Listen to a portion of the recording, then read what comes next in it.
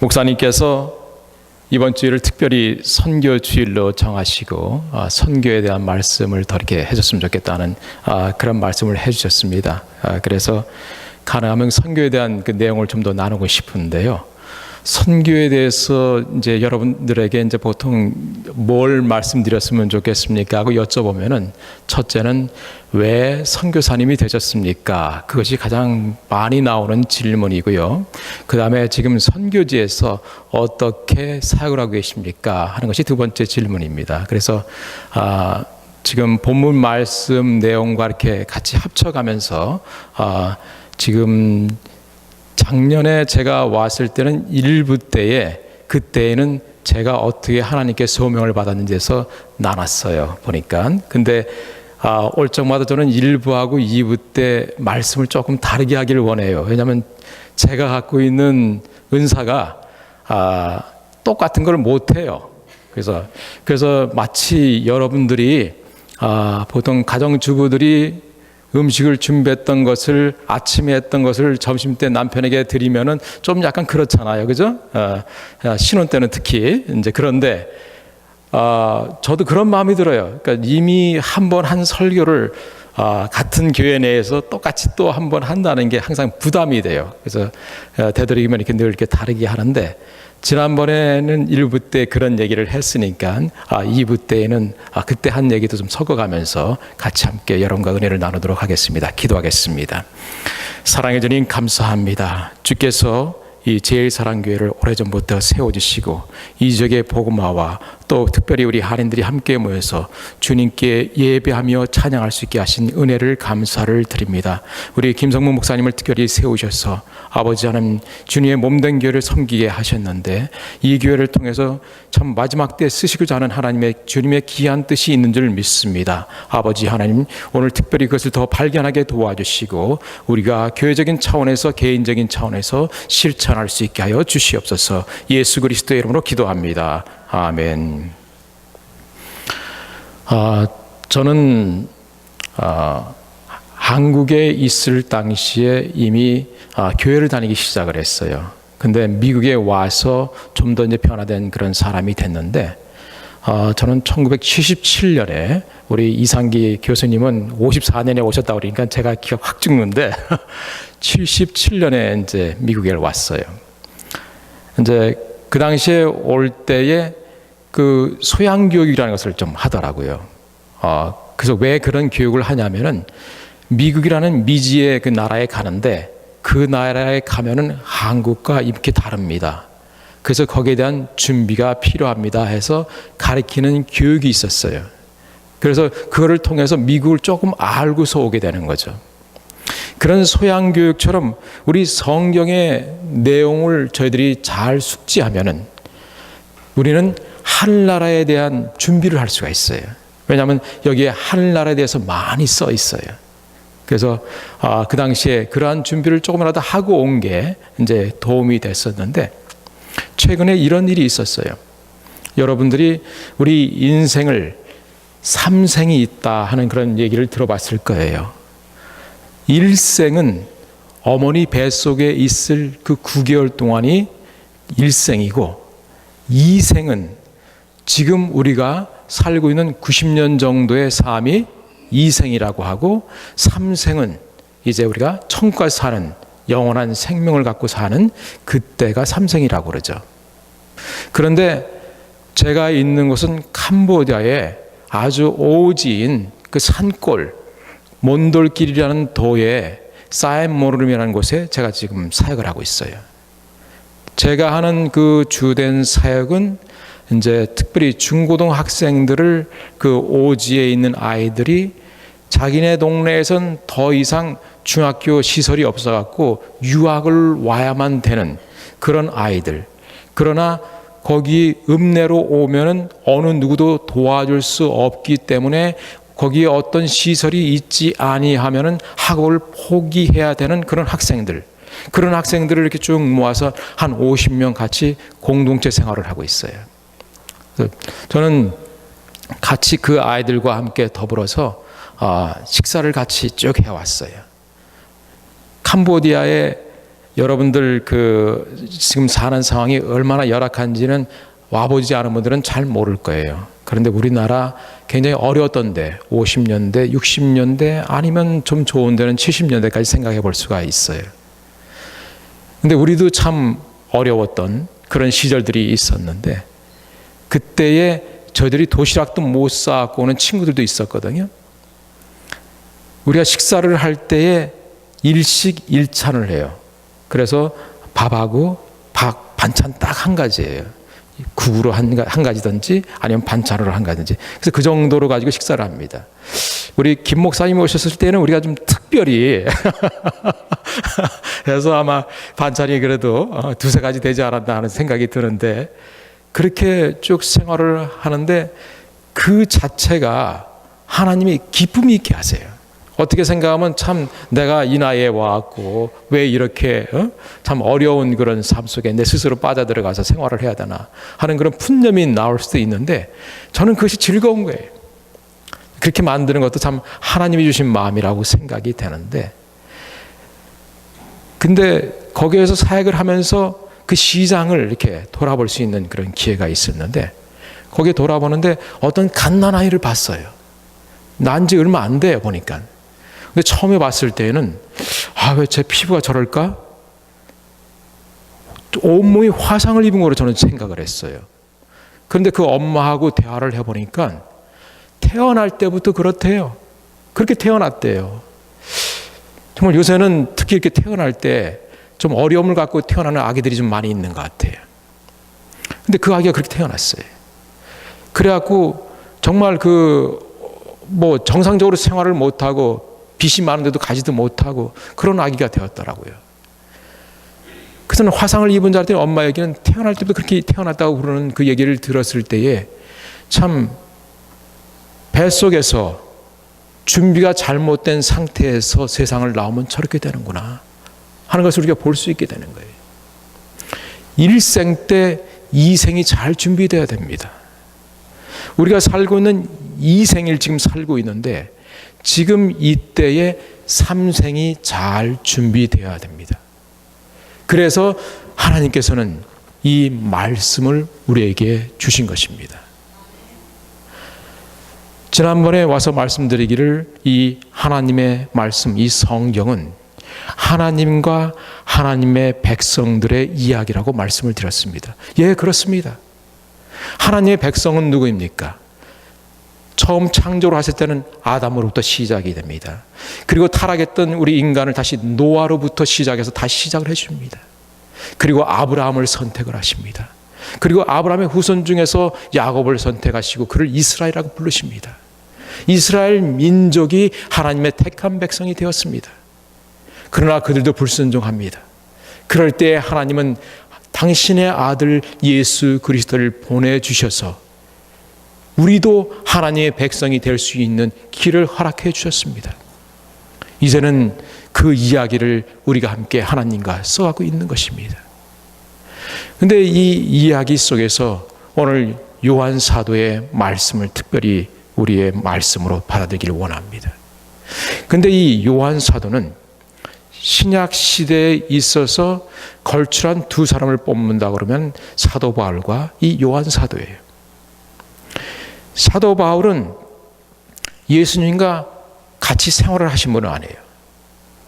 그리고 사도 바울은 부활한 예수 그리스도를 만나신 분이고 아주 강렬하게 순간적으로 만났어요.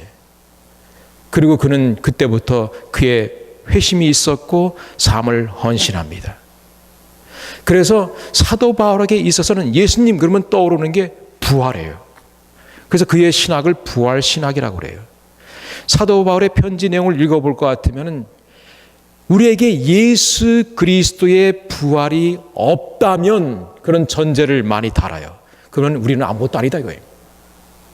그래서 그의 부활 신학이 거기에 나타납니다. 그런데 요한 사도는 다르게 얘기를 해요. 다른 각도에서 예수님과 생활을 했어요. 3년을 지냈어요. 그래서 예수님이 가장 사랑하는 제자라고 표현이 되어 있어요. 근데 그는 예수님을 어떻게 보느냐? 예수님이 말씀해요. 그분은 태초부터 있었어요. 태초부터 있는 예수님에 대해서 얘기를 하고 있어요. 그러면서 오늘 우리에게 특별히 사도 요한을 통해서 말씀 대신 예수 그리스도, 그분을 올바로 아는 게 얼마나 중요하냐 하는 것을 강조하고 있는 부분인 것입니다. 그래서 우리는 신앙이 다시 한번 잘 정리돼야 돼요. 그래서 우리 조금 아까 말씀 부른 것처럼, 찬송한 것처럼 말씀 위에 굳게 서야 돼요. 그리고 우리 김세아 집사님 찬송하신 것처럼 하나님이 역사하신 그 역사는, 선교는 사실 하나님의 역사예요. 말로 다 형용할 수가 없어요. 쓸 종이도 부족해요. 그래서 그거를 다 표현할 수는 없어요, 이 짧은 시간에. 근데 선교지에서 일어나는 그 성령님의 역사를 여러분과 나눠야 하는 그런 필요성이 강렬하게 있습니다. 그래서 몇 가지 부분이라도 여러분과 나눠서 하나님이 지금 지구 방방곡곡에서 어떻게 역사하시는지 단매라도 서로 나눌 수 있으면 참으로 좋겠습니다. 오늘의 주제는 우리가 지금 살고 있는 이 생을 잘 살자는 것입니다. 지금이 우리에게 주어진 기회예요. 이것이 잘 준비된 삶으로 살아야 우리가 삼생에 성공할 수가 있는 거예요.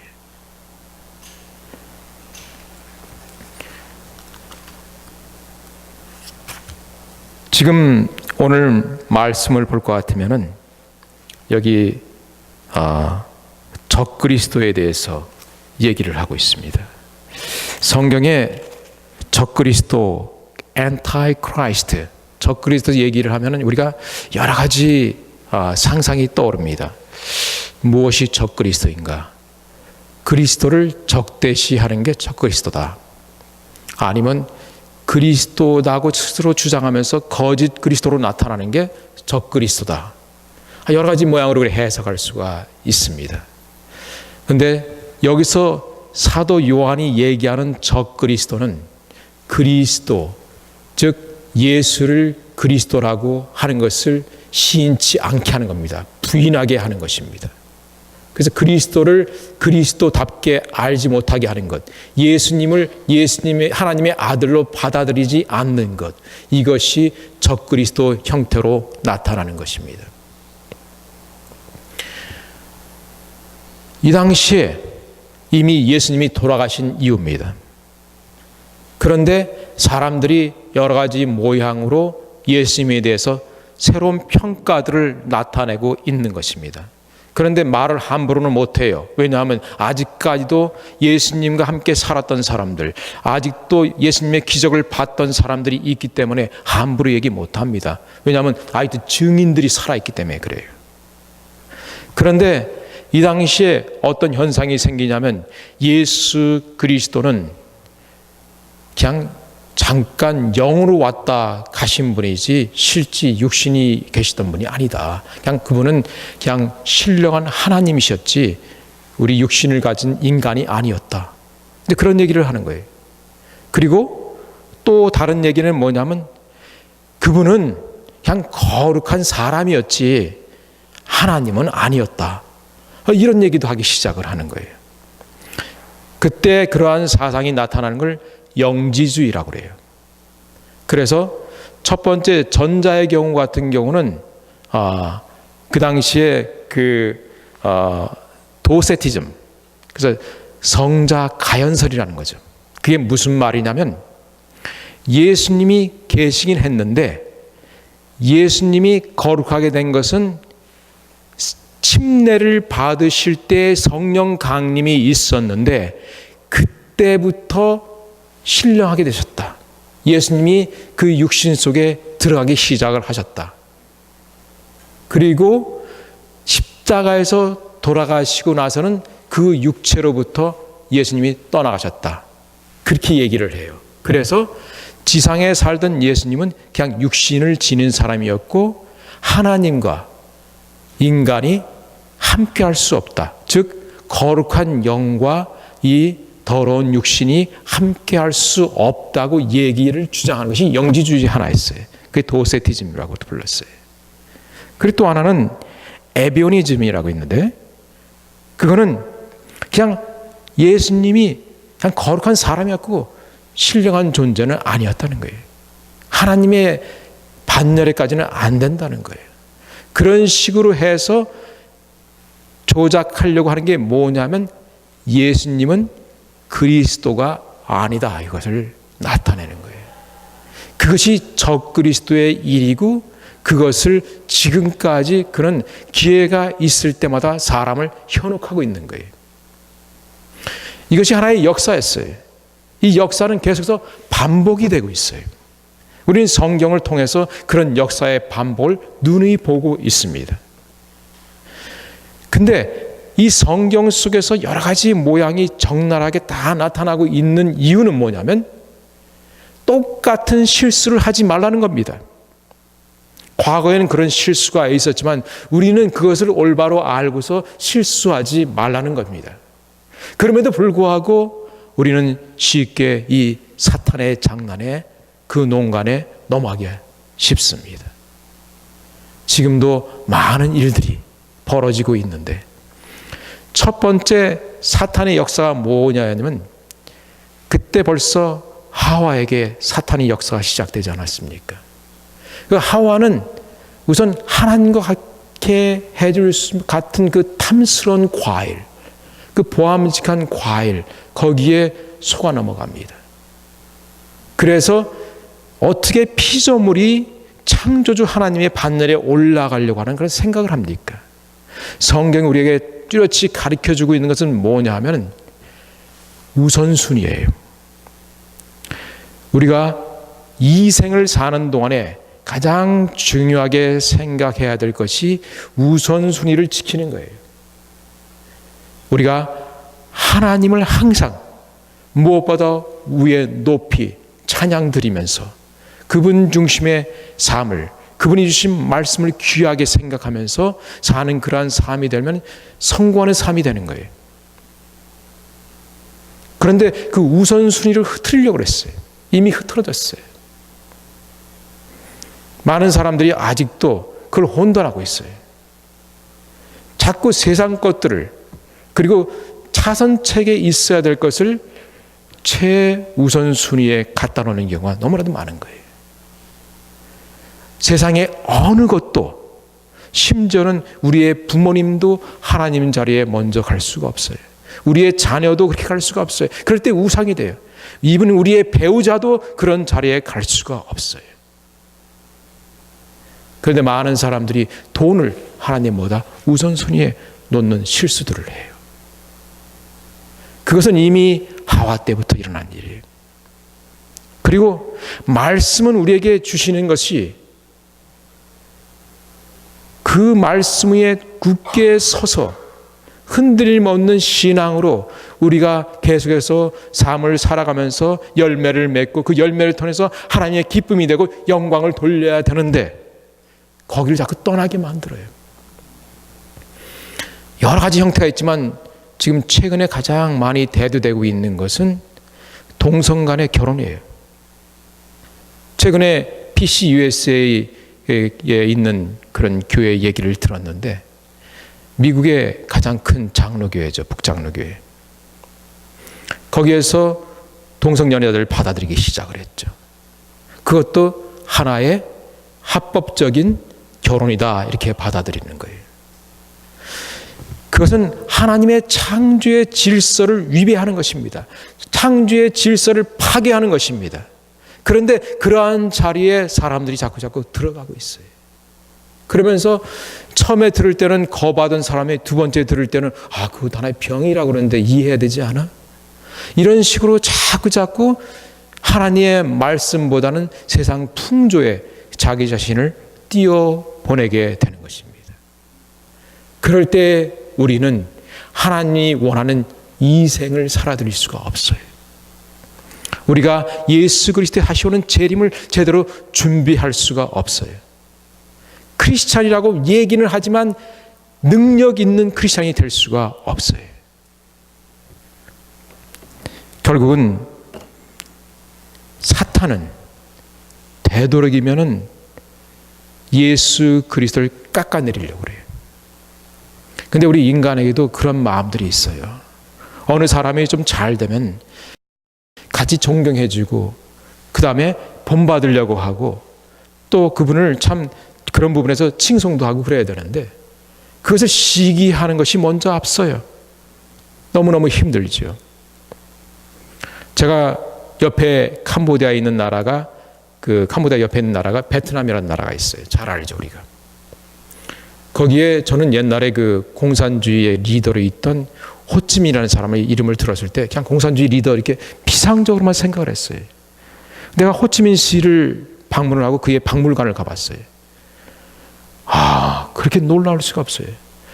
동양에 이러한 위인이 있었구나. 그런 생각이 드는 거예요. 베트남 사람들은 그를 그렇게 올바로 세워줬어요.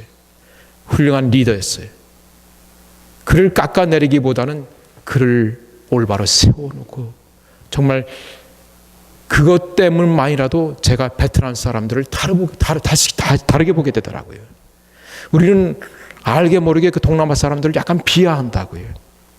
저도 다르지 않았어요. 근데 제가 그분의 전기를 보고 그분의 업적을 보고 또 그분께서 어떻게 하셨는지 또 베트남 사람들이 어떻게 존경하는지를 보고서 제가 다시 베트남 사람들을 보게 된 거예요.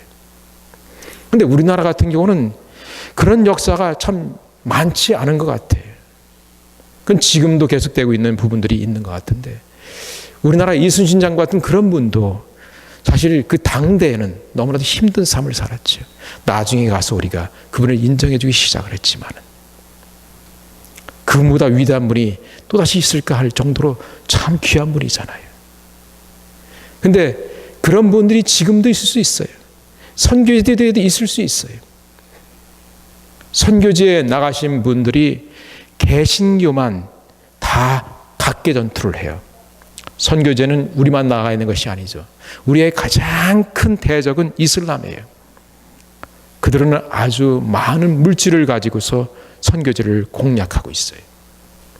그런데 그들은 하나의 명령체계로 들어와요. 심지어는 몰몬교도 그래요. 여호와의 증인도 그래요. 그런데 개신교는 각 교파별로 아니면 각 교회별로 따로따로 다 행동하게 만들어요. 그래서 연합해서 하는 모습들이 없는 거예요. 우리의 총사령관은 예수 그리스도이신데 각기 스스로가 총사령관이에요. 세월이 지나가면 처음엔 안 그랬는데 이제 자기가 장군이고 자기가 모든 것을 다스리는 왕이 돼버려요. 그러면 더 이상 하나님의 종이 될 수가 없고 예수 그리스도의 군사가 될 수가 없는 것이죠. 그리고 옆에 선교사님이 오면은 그분이 협력할 뿐이 아니라 경쟁자예요. 자기보다 잘하는 부분이 있으면 가서 배우려고 하는 것이 아니라 어떻게 하면 그 사람을 깎아내릴까? 아니면 그 사람을 적으로 생각을 해요. 그것이 제가 처음에 선교지에 가서 봤던 모습들이에요. 그래서 어떻게 하면 우리가 연합하는 선교를 할 것인가? 그렇게 해서 세운 것이 미션 얼라이언스 오브 캄보디아 선교 공동체를 세웠어요. 그래갖고 선교사님들이 함께 인프라스트럭처를 만들고 함께 그것을 활용할 수 있는 초교파로 그래서 지금까지 이제 9년 동안 이렇게 섬기게 해주셨어요. 저보고 왜 선교사가 되었습니까? 하는 그런 질문이 있다고 그랬잖아요. 그 부분을 조금 말씀을 드리죠. 제가 77년에 이민을 온 다음에 저는 금방 미군에 입대를 했어요. 그러고서 서독에 가서 군대 생활을 하고 있었는데 제 룸메이트 중에서 잔이라는 친구가 있었는데 그 친구가 제가 교회 열심히 나가는 거 알아요. 그러니까 저기 질문을 하는 거예요. 제 영어 이름이 데니스예요. 데니스, are you born again? 너 거듭났지? 이렇게 물어보는 거예요. 근데 그때 물어보는 그 질문이 제 귀에는 어떻게 들리냐면은 너 신앙생활 잘하고 있니? 너 교회생활 열심히 하고 있니? 그런 질문으로 들리는 거예요, 그게. 그러니까 야, 우리 교회 주보를 내가 만들어. 이제 제 답이 그렇게 나오는 거예요, 이제. 근데 no, Dennis, are you born again? 또 물어보는 거예요. 이 친구는 내가 답한 게 좀 현찮은가 보다. 그래서 그 다음에 대답하기를, 야, 군대 월급이 알량한 거 가지고 내가 11조를 해. 그랬죠. 그랬더니 no, Dennis, are you born again? 또 물어봐요. 그럼 무슨 대답을 또 해줘야 되는가? 그 친구 만나는 게 이제 좀 거북해. 자꾸 또 그냥 또 똑같은 질문을 또 하니까. 야, 내가 토요일하고 주일날 시간 있을 적마다 PX하고 카미서리에 가고 노방전도 거 못 봤냐? 내 답이 그렇게 하는 거예요. 실제 그랬거든요.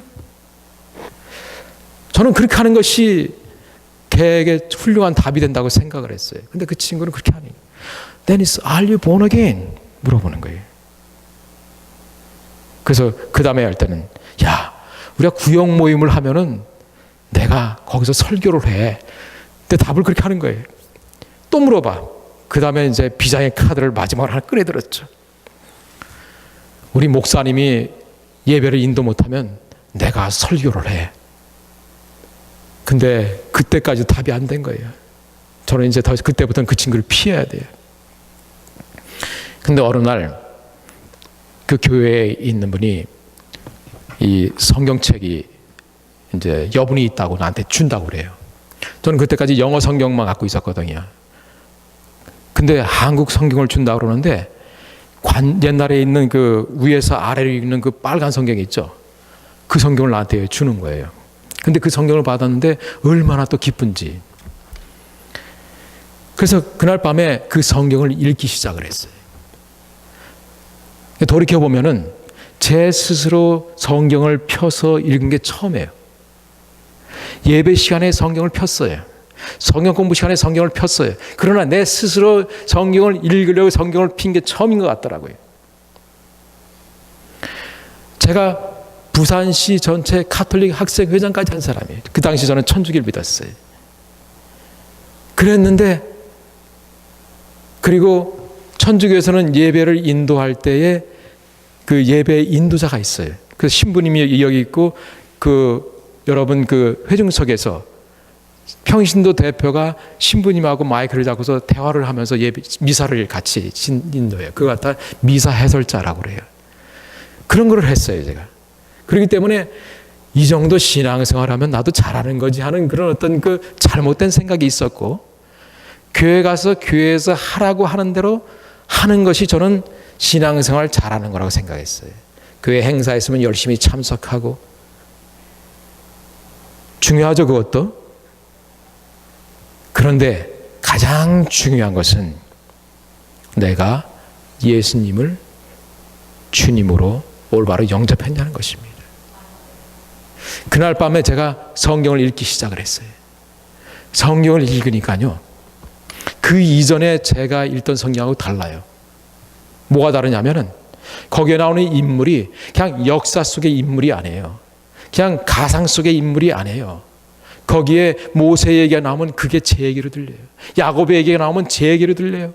사도 바울의 얘기가 제 얘기로 들려요.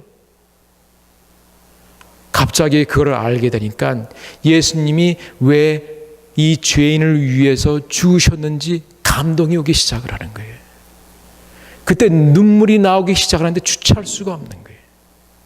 그때까지 교리 시간에 머리로 알게 되었던 예수님, 그 예수님이 이제 비로소 가슴으로 자리를 잡으신 거예요. 밤새도록 하나님의 말씀을 읽었어요. 스탑할 수가 없어요. 눈물을 흘려가면서. 제 룸메이트가 저 미친놈 그랬을 거예요. 밤새도록 울면서 뭔가 하고 있으니까.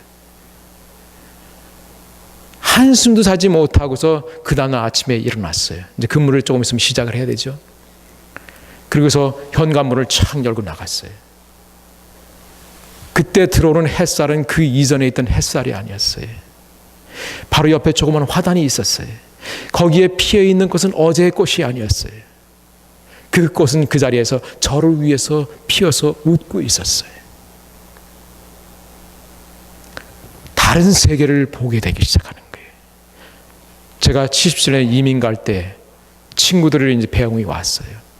나는 이제 미국 가서 성공하기 위해서 간다.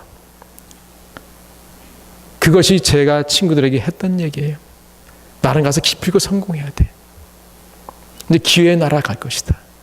나는 가서 내 인생을 좀 보란듯이 살아보겠다. 그것이 제가 친구들에게 했던 얘기예요. 근데 그러한 인생관을, 그러한 가치관이 그때 와르르 무너졌어요. 그것이 얼마나 허영인가를, 헛된 영광인가를 보게 하시는 거예요. 그래서 제가 나이 22살도 되기 전에 이미 그러한 귀한 체험의 자리에 들어갈 수 있었고, 그것이 제 인생의 걸음을 좀 다르게 해주는 그런 계기가 됐어요. 근데 오랫동안 저는 하나님의 사역에 대한 소원이 있는데 하나님이 그 길을 허락하지 않으셨어요. 그래서 저는 이제 캘리포니아로 돌아와서 전자컴퓨터 공학을 했어요. 그리고 그쪽 일로 제가 꼭 종사를 계속했습니다. 실리콘밸리에 있으면서. 그러면서 하는 일을 또 하나님이 축복해 줘서 진급도 빨리 되고 참 일들이 많이 형통했어요. 그런 가운데 살면서도 제 마음속에 항상 있는 것은 하나님을 향한 기도와 소원이 있었어요.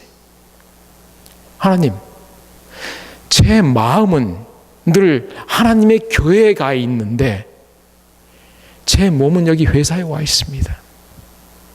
제 몸과 마음이 언제라야 하나가 될 수 있겠습니까? 이것이 하나님을 향한 제 기도였어요. 세상적인 안목으로 볼 때는 많은 사람들이, 많은 엔지니어들이 저를 부러워했죠. 그러니까 모든 게 잘 나가는 것 같으니까. 누구보다 빨리 승진을 하고.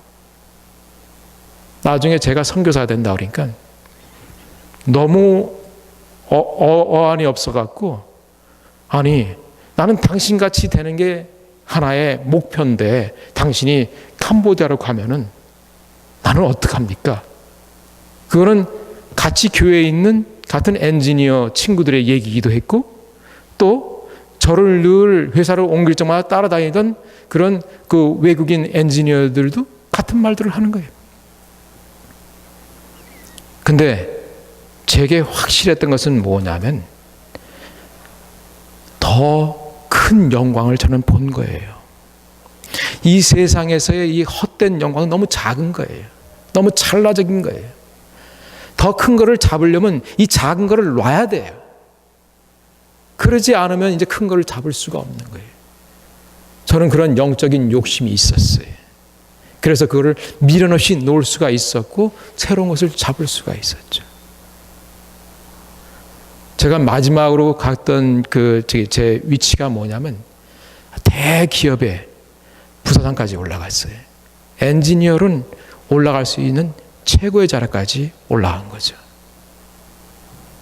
근데 저는 그것을 아무 미련 없이 놓을 수가 있었어요. 10년이 지난 지금도 저는 추후에 후회가 없어요. 그렇게 하나님이 만들어 주셨고, 사도 바울도 나는 지금 세상에 사는 것도 의미가 있지만은 나는 빨리 하늘나라 하고 싶다. 이미 그는 3층 천을 봤기 때문에 그러한 고백을 하고 있지 않습니까? 하나님이 그러한 소원을, 그러한 기도를 응답해 주셔서 저를 캄보디아로 인도해 주신 거예요. 우리가 지금 이 생을 살고 있다고 말씀을 드렸습니다. 누구에게나 다 주어진 시간들이 있어요. 이 시간을 어떻게 쓰냐가 참으로 중요한 것입니다. 우리가 잘못된 말에 현혹되어서 살아가는 모습들이 많기 때문에, 거짓 선지자들의 말들이 많이 있기 때문에 요한 사도는 적그리스도를 경계하고 우리가 어떻게 예수 그리스도를 올바로 알고 그것을 올바로 전하는 삶을 살아야 되는가에 대해서 말씀하기 위해서 오늘 말씀을 우리에게 경종으로 다가오고 있는 것입니다. 오늘 말씀의 골자는 그렇습니다. 아들을 시인하면은 하나님 아버지를 시인하는 것이다. 우리가 그 삶을 살아야 돼요. 이 세상에는 열심히 살아야 되지만 소망을 둬서는 안 됩니다. 우리의 소망을 둘 곳은 하늘나라예요. 그곳에는 거할 처소가 많다고 그랬습니다. 예수 그리스도께서 승천하신 이후로 계속 준비하고 있는 게 우리의 거할 처소예요. 그것이 우리가 갈 본향인 것이에요. 근데 우리만 가서는 안 되죠. 십자가에 돌아가시고 부활하신 다음에 다시 하늘에 오르시기 전에 우리에게 부탁하신 말씀이 있잖아요. 오늘 우리가 교동문에 읽었잖아요. 너희는 가서 모든 족속으로 제자를 삼아 아버지와 아들과 성령의 이름으로 침례를 주고 내가 가르쳐 분부한 것을 다 지키게 하라. 우리는 가든지 보내든지 해야 됩니다.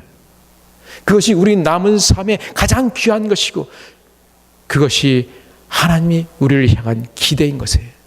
그것이 제일 사랑교회를 향한 하나님의 기대인 것이에요. 우리가 주님의 몸된 교회로 모였습니다. 이렇게 모이게 하시면 그냥 너희들이 칸츄리 클럽으로 로타리 클럽식으로 그냥 교제나 나누라고 우리를 이렇게 불러 모으신 게 아니지 않습니까? 우리에게 소명과 사명이 있습니다. 그거를 우리는 늘 잊지 말아야 됩니다. 그거를 잊지 않기 위해서 우리는 매 주일 이렇게 예배를 드리는 겁니다. 우리는 그 예수 그리스도를 기억을 하는 겁니다. 이 시간이 다시 한번 우리가 각성하고 예수님을 기억을 하고 그분의 남기신 유언을 따라서 우리의 삶을 살아드리고자 우리는 예배를 드리는 것입니다. 그것이 참 예배입니다. 그것이 신령과 진정으로 드리는 예배인 것입니다. 그리고 이 역사는 계속해서 반복이 돼요. 아까 말씀드렸듯이. 그러니까 그때는 적그리스도가 그런 모습으로 나타났고 지금은 또 이러한 모습으로 나타납니다. 마지막 때라고 강조하고 있습니다. 이미 요한 사도가 돌아가시기 전 거의 2000년 전에 이미 그는 마지막 때라고 얘기를 했어요. 근데 그 마지막 때가 지금까지 계속되고 있습니다. 왜 그렇습니까? 이 마지막 때를 우리가 잘 아직 준비를 못했기 때문에 그래요. 예수님조차도 그 마지막 때를 모른다고 말씀하셨어요. 왜 그러냐면 그 마지막 때는 있는데 우리가 어떻게 하냐에 달려있다는 것입니다. 우리가 준비를 하면은 빨리 앞당길 수도 있는 거예요. 근데 우리가 그걸 준비를 등한시하면은 자꾸 멀어질 수밖에 없어요. 왜냐하면 그 거할 처소를 마련하신 예수님 체면이 있지. 우리가 그 예수님 그렇게 준비하게 해놓으시고 그냥 우리 몇 사람만 달랑 간다고 그러면은 어떻게 해요? 그 많은 처소들을 다 모시고 가야죠. 다 우리가 섬겨드리고 가야죠. 제가 이번에 그 돌아오는 길에 푸놈펜에서는 미국까지 오는 직항이 하나도 없어요. 그래서 꼭 인천을 들거나 아니면 저 같은 경우는 타이베이를 들거나 이제 그렇게 해서 와야 돼요. 근데 최근에 들어서는 주로 이제 인천을 들렀다가 이제 옵니다. 근데 인천에서 들르면은 8시간 이상을 기다려야 돼요. 샌프란시스코 가는 그 비행기를 타려고 그러면. 그래서 기다리는 동안에 잠깐 나가서 우리가 거기에 있는 저하고 알고 있는 교회 목사님 네 분과 교제를 나눈 다음에 다시 들어와서 적당한 시간이 되어서 나가는데 게이트 넘버를 이렇게 확인을 하는데 그 제 보딩 패스 티켓에 저는 캄보디아에서 이미 받아온 보딩 패스죠. 게이트 넘버를 보니까 딴 거를 이렇게 적어놨어요.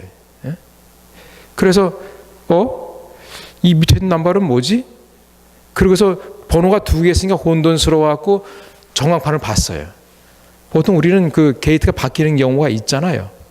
전광판을 보니까는 또 그리고 코드 쉐어링을 하기 때문에 저는 주로 아시아나를 타는데 아시아나는 스타 얼라이언스에 있기 때문에 유나이티드 에어라인하고 코드 쉐어링을 해요. 근데 유나이티드 에어라인이 아시아나 에어라인처럼 나와요. 그리고 거의 같은 시간에 5분 차이로 서로 그 샌프란시스코 오는 비행기가 있더라고요. 근데 유나이티드 에어라인이 아시아나로 잘못 써 있는 그 순간에 제가 보고서 게이트 넘버를 보니까는 108번 이렇게 돼 있어요. 이전까지 못 봤던 넘버거든요. 저는 그 보통 45번, 뭐 47번 이렇게 돼 있었지 108번 나온 적이 한 번도 없었거든요. 근데 108번 게이트가 어딘가 알아보니까 이 건물이 아니고 다른 건물에 있다는 거예요. 다른 동에 있대요. 그래서 저는 인천공항을 그렇게 많이 갔어도 저는 그렇게 건물이 두 개인지 처음 아는 거예요. 그리고서는 트레인을 타고서 글로 가야 된다는 거예요. 그래서 여기는 여객동이고 저쪽에 무슨 뭐 또 탑승동이고 이런 식으로 부르더라고요. 근데 거기를 가기 전에 기차를 타기 전에 보니까는 다시 돌아올 수가 없대요. 그래서 가기 전에 조심하라고 써 있어요. 그래서 근데 나는 108번이니까 그걸 타야죠, 뭐. 그래서 탄 막 도착해서 가는데 기분이 이상해요. 게이트에 딱 도착해서 보니까 유나이티드 에어라인이에요. 세상에. 근데 그때 돌아가려고 하니까 돌아갈 수가 없는 거예요. 에스콜트를 받아서 이제 그 아시아나 직원이 와야 된다는 거예요. 그 직원을 부르는데 벌써 20분이 소요되죠. 이제 조금 있으면 그 비행기 떠나는데. 그러니까 저를 이렇게 잡아두고서는 직원도 못 오고 서로 막 연락하다가 어차피 뭐 내가 도착하기 전에 비행기를 문 닫고 떠난다는 거예요. 그러니까 이 아시아나 항공사 직원이 저를 데리고 가는 것을 포기하는 거예요. 그리고 어차피 다음 비행기로 이제 모셔야겠다. 내일 비행기로 하겠다. 이렇게 생각을 하는 거예요. 나중에 한 25분 지난 다음에 왔어요. 그 전에 왔었으면 제가 갈 수 있었죠. 이미 다 비행기는 떠났어요.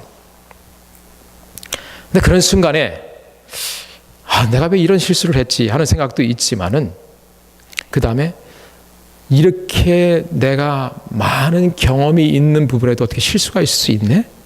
근데 그런 생각도 싹 스치면서 그 다음에 이렇게 하시게 된 거는 또 뜻이 있겠지 하는 생각이 들어요.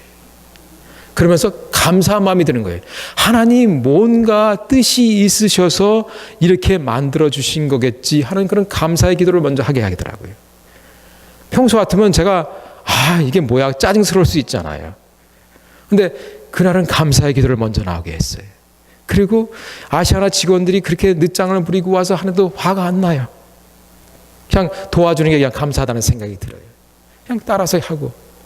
제가 두 가지 초이스가 있어요. 하나는 LA 쪽으로 그날 가는 게 8시에 비행기였어요. 제가 4시 반 비행기인데. 그런데 그 샌프란시스코로 가려고 그러면 그 다음날 가야 되는 거예요. 똑같은 시간에 한 번씩밖에 없기 때문에.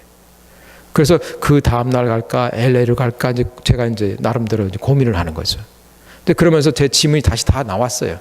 다 실었던 짐이 캄보디아에서 실었던 짐이 다 나왔어요. 그 짐들을 다 찾아갖고 다시 와서 새로운 비행기 넣어야 되죠. 여러분 탑승 안 하면 여러분 그 관계된 짐이 다 밖으로 나옵니다. 왜냐하면 거기에 뭐가 있는지 모르니까. 짐만 실어주고 탑승 안 하면 의심받아요. 거기에 폭탄이 있을 수도 있으니까. 그래서 짐을 끌어내거든요. 그거를 찾아갖고 왔는데 거기에서 직원이 하는 얘기가 잠깐만 기다리래요. 내가 이제 LA를 갈까 샌프란시스코를 그 다음날 갈까 고민하고 있는데 그래서 저쪽 다른 데로 가라고 인도를 하더라고요. 그러면서 하는 얘기가 비행기가 돌아왔대요. 참 놀라운 일이에요. 그래서 거기 가서 물어봤죠. 왜 비행기가 돌아왔습니까? 똑같은 비행기가 돌아왔다는 거예요. 제가 탈 비행기가 떠서 갔어요 이미. 근데 돌아왔다는 거예요. 돌아온 이유를 물어보니까 비행기에 기체 결함이 있어서 돌아왔대요. 다 그때 생각이 들기는 참 하나님이 섬세도 하시다. 이런 식으로 또 제게 감동을 주시네 하는 그런 생각이 드는 거예요. 그래서 우리가 어떠한 상황에 처하더라도 감사를 하면 감사의 결과로 돌아옵니다. 아멘? 그때 만선으로 갔어요. 제가 탄 게 17번 A 좌석이에요. 17번 C 좌석이에요. 잠깐이니까 아니고 아일이니까. 근데 그 좌석만 빼놓고 갔어요. 왜냐면 마지막 선까지 내가 안 탔으니까. 갔던 비행기가 다시 돌아왔어요. 그리고 갈아탔어요, 다들. 그런 상태에서 제가 들어가려고 게이트를 갔어요. 그랬더니 아시아나 항공사 직원이 저를 보더니 그냥 너무 놀라는 거예요. 에? 바로 이분 때문에 비행기가 돌아왔다고. 그러면서 아니 이럴 수가 있어요? 이렇게 말을 못하는 거예요. 그 직원이 뒷걸음으로 계속해서 가면서 비행기를 들어가면서 제사까지 안내를 하는 거예요. 그러면서 계속 놀라는 거예요. 제사장에 누가 앉아 있어요. 그랬더니 그 사람이 앉은 이유는 자기는 17번 B였는데 C에 아무도 안 앉았으니까 어깨건이 하고 앉았던 거예요. 근데 내가 이제 오니까 그 사람 옆자리에 앉았는데 아시아나 항공에서 너무너무 놀란 거예요. 그래서 내가 말씀을 드렸어요. 저 위에 계신 분이 제 아버지시거든요. 그렇게 얘기를 했더니 이제 무슨 말인지 알아듣더라고요. 이제 이런 말씀을 드리는 것은 여러분들 이제 에콰도르로 선교 단체도 보내고 또 하나님의 사역을 감당하는 교회에서 여러 가지 모양의 사역도 있고 또 외부의 사역도 있을 거예요. 무슨 일을 당하든지 기뻐하세요. 감사하세요. 꼭 돌아오는 것은 진짜 기쁨과 감사로 돌아옵니다. 그것은 체험해본 본 사람만 알 수 있고 또 그러한 어려움이 있을 때 즉각적으로 또 무슨 이적을 주시려고 하는 그런 안에 기대감을 또 주는 거예요. 그것이 그리스도인의 삶입니다. 그것이 하나님이 우리를 향한 기대입니다. 오늘 성경에 아이들아, 아비들아, 청년들아 이런 식으로 얘기하는 내용이 그 앞에 있었어요. 지금도 얘기를 해요. 그래서 우리를 하나님은 자녀로도 불러요. 하나님은 우리를 성도 가운데 아비로도 불러요. 성숙한 신앙이 됐다 이거죠. 아이일 때는 하나님만 의존을 해요. 아비일 때는 이제 다른 성도까지 이제 이끌어갈 수 있는 리더가 되어서 성숙한 모습의 신앙들을 보여줘야 돼요. 청년들아 이렇게 불러요. 청년들의 상징은 힘이에요. 그래서 강해서 이겨나갈 수가 있는 거예요. 이 세상은 우리를 실족하게 만들려고 참 애를 많이 쓰잖아요. 그러한 일들에서 우리는 이미 승리를 따놓은 거예요. 우리가 여러 가지 운동 게임을 보지만은 막 지금 실전이 하고 있을 때는 아직 스코어 결과를 모르기 때문에 아주 안타까움이 많이 있어요. 특히 내가 응원하는 팀이 지고 있으면 그 안타까움은 이루 말할 수가 없어요. 그런데 재방송을 보는 사람은 여유가 있어요. 지금 지고 있지만 나중에 역전해. 그런 사람은 뭐 여유가 있어요. 안타까움이 없어요. 예수 그리스도께서는 십자가에 돌아가시면서 하시는 말씀이 이제 다 이루었다고 말씀하셨어요. 그 얘기는 승리하셨다는 거예요. 그 승리는 우리에게도 있는 거예요. 그렇기 때문에 우리는 세상 풍파에 부안해동해서는 안 돼요. 세상을 따라가지 말라는 게 이 사도 요한의 마지막 분부예요.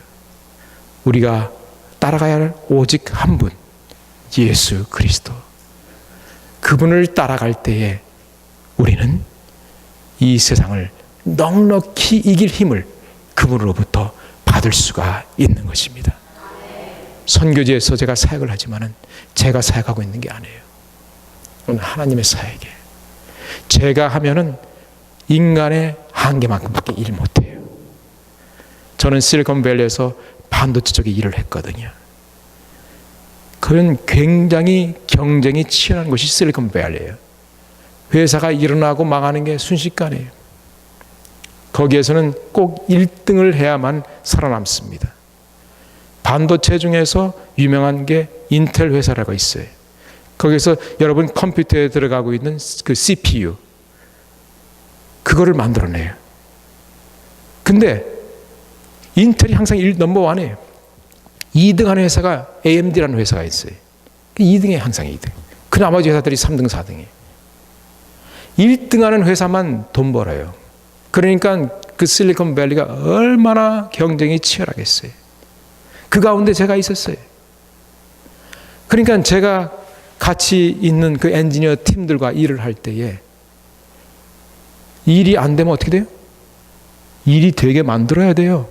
그것이 리더 역할이에요. 그걸 안 하면 안 돼요. 철저하게 그렇게 해야 돼요. 모든 걸 다 체크를 해야 돼요. 검토를 또 해야 돼요. 여러분들이 쓰고 있는 그 컴퓨터 안에는 많은 칩들이 있습니다만은 그것이 거기에 얹어지기 전에 다 시험을 통과한 거예요. 그 시험을 통과하지 않았으면 거기에 그 기판에 올라가지 못해요. 그 시험에 통과를 해서 가야지 제대로 통과하지 않은 것을 거기다 올리면요. 예를 들어서 그 칩을 100불에 판다고 칩시다. 나중에 회사에서 그걸 다시 고쳐주는 데는 1000불이 들어가요. 그래서 제대로 검증되지 않은 제품을 팔면요. 회사가 망할 수밖에 없어요. 그러니까 얼마나 치열해요. 철저하게 일을 해야 돼요. 그런 가운데 제가 있었어요. 그러던 사람이니까 일이 안 되면 어떻게 해요?